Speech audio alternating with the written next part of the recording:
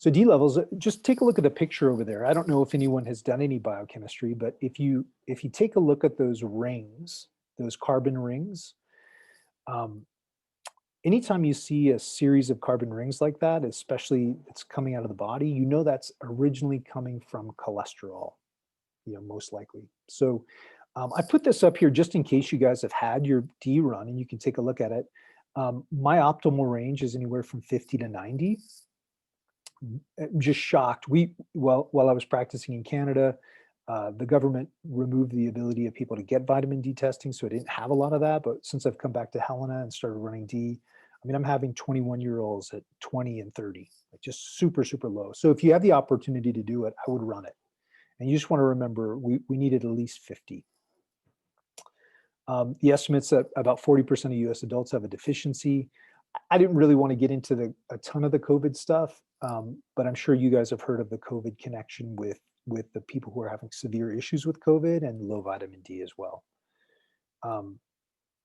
The ideal way is to absorb it from sun, right? And we can make 10 to 20,000 IUs in 30 minutes. This was the one study I could find that was in Norway. So if you're below the latitude of Atlanta, right, you're going to make more. UVB is the wavelength that stimulates the internal production. And as I understand it, much of our sort of auto glass blocks that out. So just because you're getting exposed through the car windows, you're not going to make that D. All right, and then I just put down the optimal range for cholesterol since we had talked about that a little bit earlier. So I found this just doing a little bit of research here.